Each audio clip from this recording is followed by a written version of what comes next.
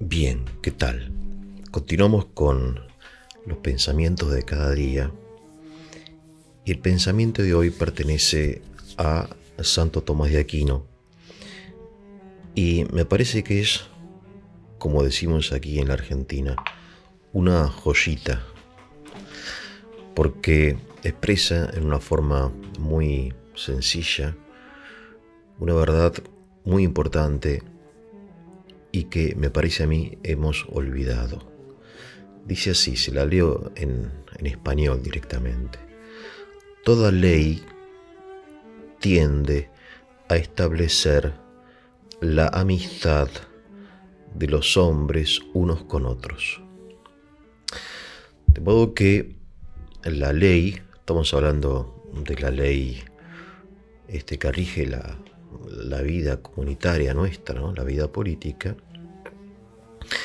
al establecer la justicia, a su vez tiende, dice él, tiende, es decir, no es que produce en forma necesaria, sino que tiende a establecer amistad, ¿no? En el original latino dice constituere amicitiam, constituir, ¿no? Es un verbo muy fuerte porque en las naciones modernas la ley fundamental de la cual después proceden todas las otras leyes se llama la Constitución, ¿no? Por ejemplo, en el caso de la Argentina, en 1853 se estableció, se promulgó la Constitución, ¿no? De modo que podemos aquí en esta frase de Santo Tomás visualizar dos principios de la filosofía política de la gran tradición. Estos principios son, en primer lugar, del que el hombre es amigo del hombre. Homo homini amicus, ¿no? Ese es el primer principio. A saber que la semejanza entre nosotros hace que tengamos en forma instintiva, natural, innata, un afecto mutuo. Y la segunda idea de la tradición es que el hombre es un ser político, ¿no? Zoon político, decía Aristóteles en griego, ¿no? Un animal político. De modo que ese afecto que tenemos solamente al vernos, por eso quizá, aunque hemos perdido la costumbre, nos saludamos, aunque no nos conozcamos, ¿no? Aún yo vivo en un pueblo de la provincia de Buenos Aires y la gente se saluda, no sabe quién es, se saluda. ¿Por qué nos saludamos? Y no saludo a un semáforo.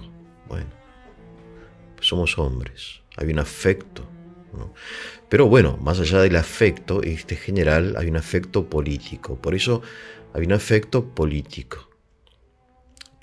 Ahora bien, este afecto político podemos dividirlo, separarlo en afecto político constituyente y afecto político constituido.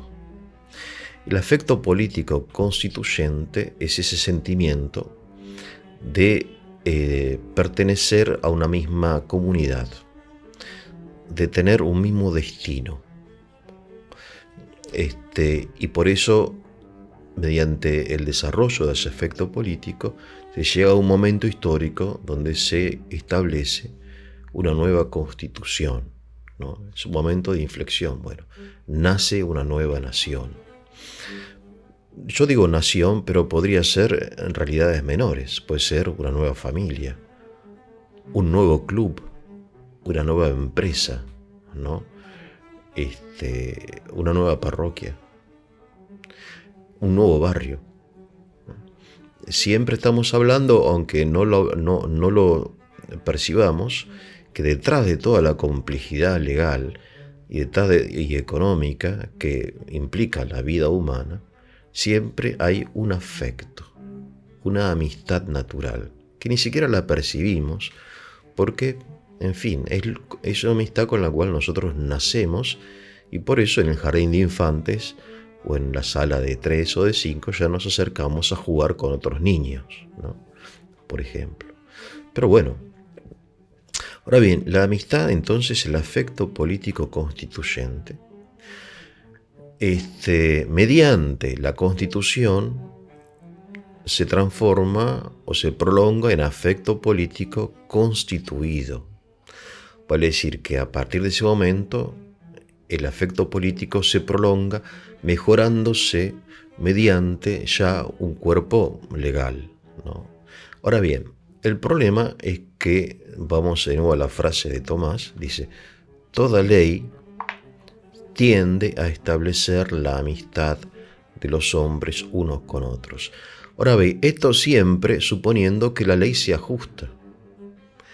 Si la ley no es justa, si es una ley que establece, digamos, una desigualdad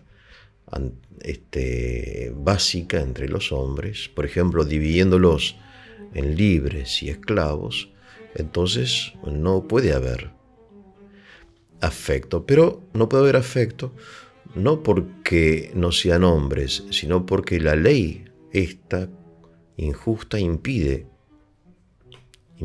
esta comunicación de bienes que es la amistad, ¿no?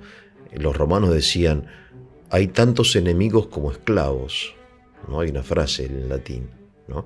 Si el esclavo es tu enemigo, por supuesto que es tu enemigo, pero el que lo hiciste ser enemigo sos vos. Al establecer esta distinción inicua entre hombres libres y esclavos, ¿no? Entonces, la importancia de las leyes y de que las leyes sean justas consiste en que la ley puede o bien prolongar el afecto político que hizo constituir una realidad, o bien deshacerlo y dividirlo, como sucede también, por ejemplo, en las empresas, que 2 o 3 amigos, se unen para empezar un emprendimiento industrial o comercial, pero como no se establece, no se cumple la justicia, ¿no? Uno de ellos termina siendo, un hombre corrupto, ladrón. Entonces, al incumplir la justicia, incumple el afecto, ¿no? Impide la amistad, ¿no? Toda ley tiende a establecer la amistad de los hombres unos con otros, ¿no? De modo que la ley tiene como una finalidad propia, que es la de establecer la justicia, ¿no? Porque el objeto de la ley, dice la tradición, es lo justo, pero a su vez esa finalidad propia no agota el sentido de la ley, sino que va más allá de la ley, sino que establece las condiciones para que pueda haber amistad, que en el fondo es lo más importante, ¿no? Porque la amistad es el gran tesoro que tenemos, ya sea la amistad propiamente dicha, de ese 1 o 2 amigos que tenemos, que son nuestros confidentes, o la amistad general, la amistad universal, que hace que salgamos a la calle, ¿no? Y podamos no defendernos de nuestros vecinos, sino saludarlos y ayudarnos mutuamente, ¿no? Esto es importantísimo, esto es, digamos, el inconsciente colectivo, ¿no? Como decía Young, ¿no? El inconsciente colectivo es este afecto político. Ahora los vamos destruyendo, los vamos pisoteando en la medida en que se establecen leyes injustas, ¿no? No puede haber efecto político, por ejemplo, en un país donde mucha gente quiere ir a trabajar, hay 50 personas que están, haciendo un piquete, ¿no? Se establece, un resentimiento de unos con otros, ¿no? Entonces, ese resentimiento, el odio de clases, ¿no? Tan pedaleado por la izquierda, ¿no? Por la centro izquierda o por la extrema izquierda, etcétera, ¿no? O el odio racial pedaleado más por el lado de la derecha, ¿no? De los nacionalismos y todo eso. Todas esas divisiones, ¿no? Lo que hacen es impedir la vida normal que debería ser, que lamentablemente no es, ¿no? Acerca de esto, bueno, obviamente hay muchos pensadores. Yo estuve un tiempo largo estudiando en la medida de mis pobres posibilidades, ¿no? La obra de don Antonio García Trevijano, que es un pensador político español contemporáneo. Él no habla de afecto político, pero sí habla de libertad colectiva constituyente, ¿no? Es decir, y esto es muy importante también, yo creo que es más propio o más profundo hablar de amistad natural o afecto político, porque la libertad es una característica del hombre, ¿no? Pero es posterior al afecto. Sin afecto no puede haber ningún tipo de unión, ¿no? Imagínense, si no tuviésemos un mínimo afecto entre nosotros, en fin, no podríamos ni realizar la más mínima operación comercial, ¿no? Ni comprar un kilo de pan, porque el panadero, en fin, me va a vender cualquier cosa, o yo lo voy a pagar con, no sé, con dinero fotocopiado, ¿no? Por ejemplo.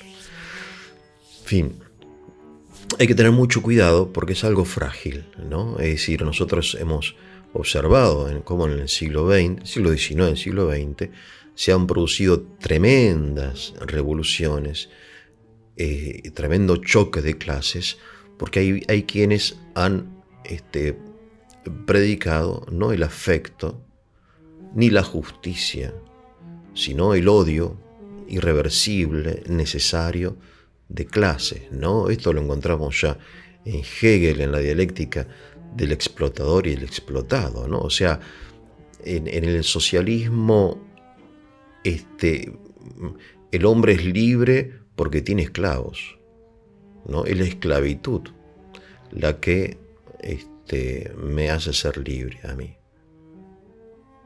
¿no?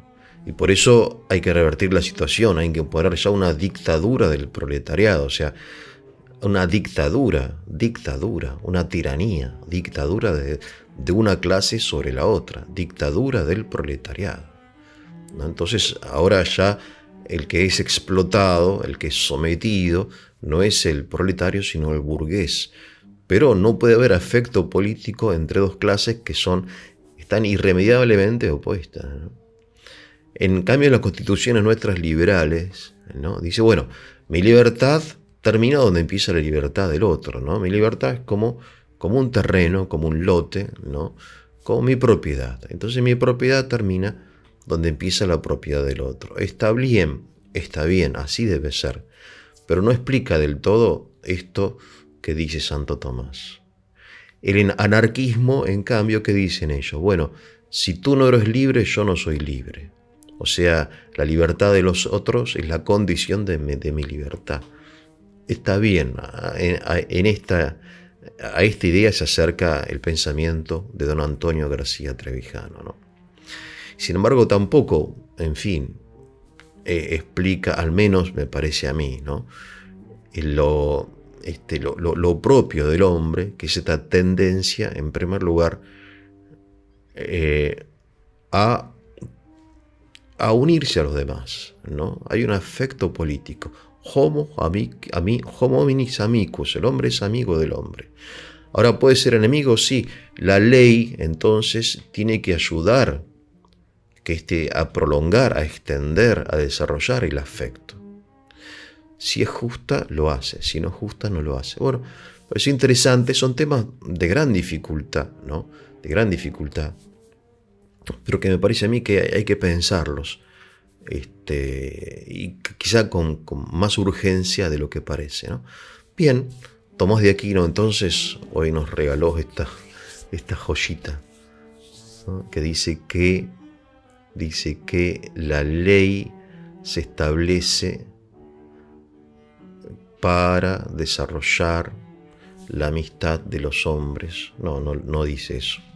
Vamos a ver bien lo que dice. Toda ley tiende a establecer la amistad de los hombres unos con otros. Que tengan un muy buen día.